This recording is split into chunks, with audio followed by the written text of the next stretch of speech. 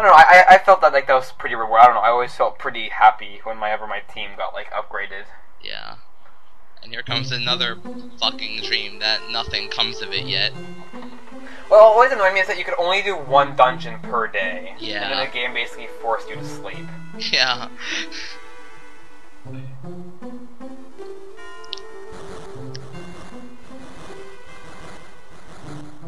Well, Pikachu's awfully calm in his little emoticon Yeah.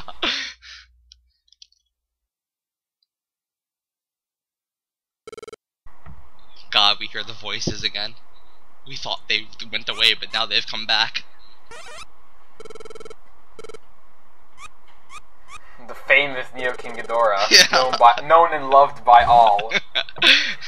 Here comes a breaking and entering, apparently.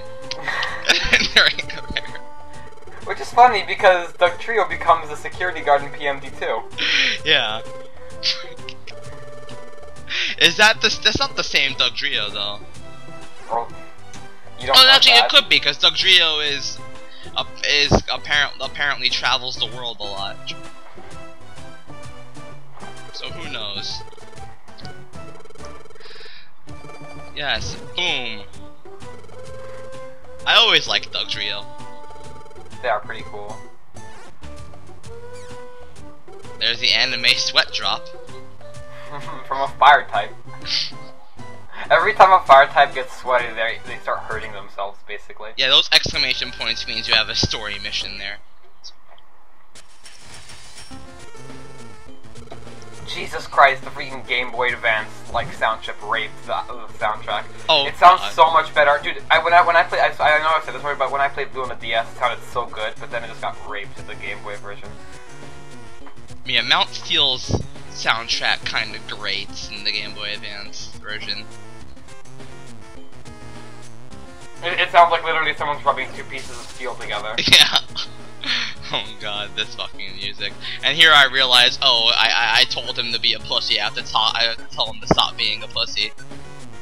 And now we have the get away tactic, which pretty much means he will run in the complete opposite direction of you.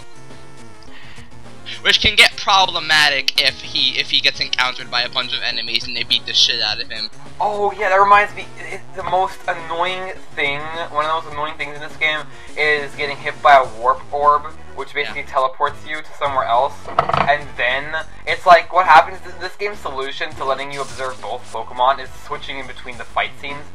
You don't know how disorienting it is to switch, like, just randomly, just to cut between Pikachu and Cyndaquil fighting two different people. Yeah. Here's what that's why later on in the game it becomes essential to carry a roll call orb with you, because roll call orbs basically teleport all of your teammates together back in one place. But it's so goddamn annoying just to switch in between the two. I mean, why couldn't they just show the HP bar? Since you can't even control Cyndaquil anyway directly, why can't they just show the HP bar for Cyndaquil, like, right under yours? Yeah. Luckily that doesn't happen to me, because Mount Steel isn't exactly the most dickish of the stages. Now, we actually leave Zigzagoon alone, because I like Zigzagoon. He doesn't deserve to die, but Spearo's a dick. Kill him. Now, if I remember correctly, Mount Steel is the final place that the anime adaptation of this game actually went to. Oh, with, yeah. With Skarmory having this weird-ass British voice. Yeah. Skarmory sounded like a I don't like goddamn it. shrew. Alright, and here I just attempt to run away from Spearow, and we do, because Spearow... I like how out of place the freaking stair tiles look. Yeah. Gravel Rock. What are you doing? I don't know. Yeah, the thing is, sometimes I run way too far. Yeah, running is really unwieldy, which is weird. I mean, this is a grid-based system. You wouldn't expect to really lose control of your characters, but believe me, you do. And here, Hurl Orbs. Oh, Escape Orbs. You're gonna get an Escape Orb soon, and Escape Orbs are really, they're really handy if you're in a jam, and you really need to get out of there, and you have no Reviver Seeds left.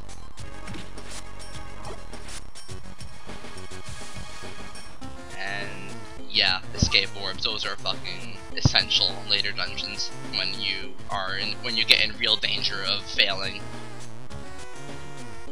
Yeah, always good to stock up on them.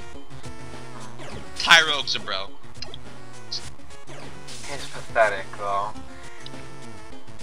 stat-wise, it's just Yeah. hilarious. I mean, you can't evolve in this game until you beat the main game, which is saddening. Oh, I look, it's a design change. Yeah. What I kind of like, I like how over the course of, every couple of floors or so, occasionally the design will change. That was pretty neat. Alright. But yeah, and even though Neo spoiled it, you only evolve in the post-game.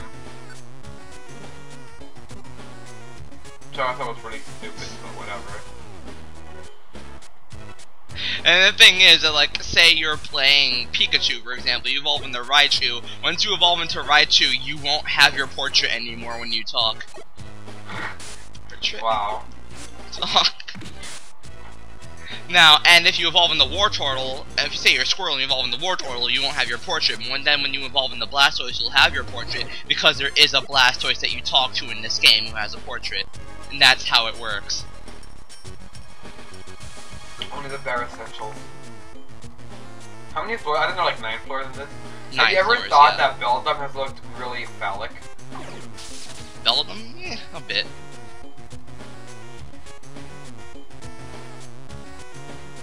Oranberries. Yeah, it's always good to stock up on the good items when you see them, but don't, like, risk your life for some Persian berry or something. Yeah, stats are really not that big of a deal in this game. Like, I mean, I think the only one that is, like, immediate danger is either paralysis or poisoning, and poisoning is you can, like, sort of walk it off. Since you heal HP by walking, basically, it's not that big a problem. Yeah. Geodude doesn't have Oranberries, I do, I win. Of course, I'm just smacking him, not actually using my Thunder Shock, because I want to save my Thunder Shocks for Skarmory.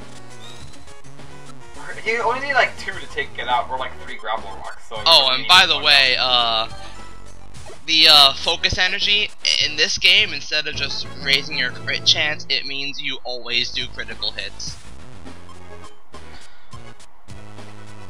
So we get rid of I actually kept Tail Whip. I believe I like linked it to something else. Which is why, as Machop, focus energy linked to another attack is a really good idea. Yeah, linking actually, at first, you don't really pay attention to it, but when you try it out, linking is actually a really cool concept, in my opinion. Yeah. Alright.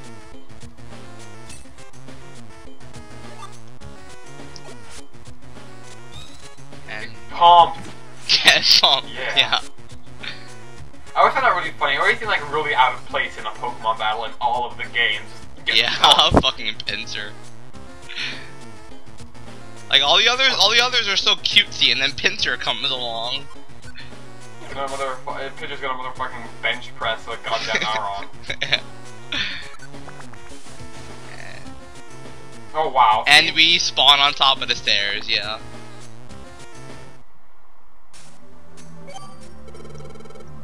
And here comes the boss fight.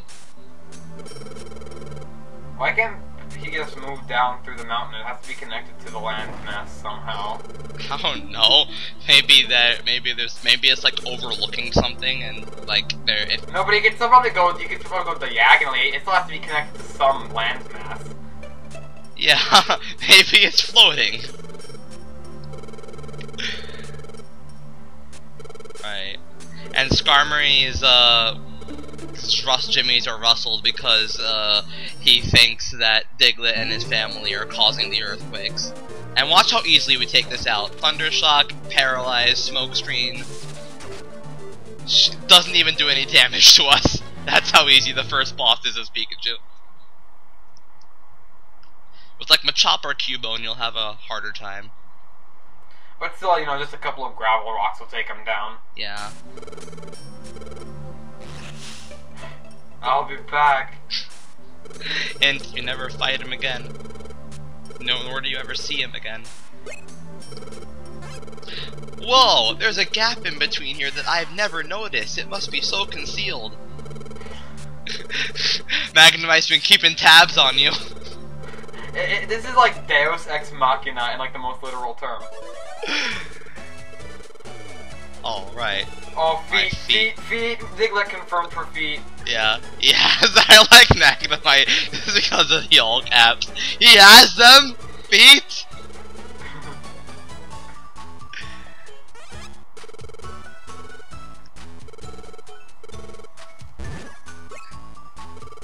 Oh, Dugtrio is awesome.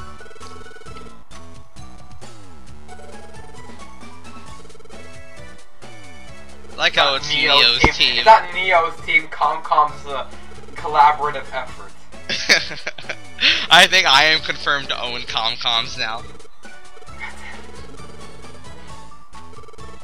God, why does Magnemite keep screaming? He's like one of those accounts on Twitter. Oh god. Ooh, the scarfs and Genghis Khan freaking things are really useful, especially scars. I mean, scars are insanely rare, and they help out a lot because depending on their ability, Petra Scarf will always instantly cure poisoning. Yeah.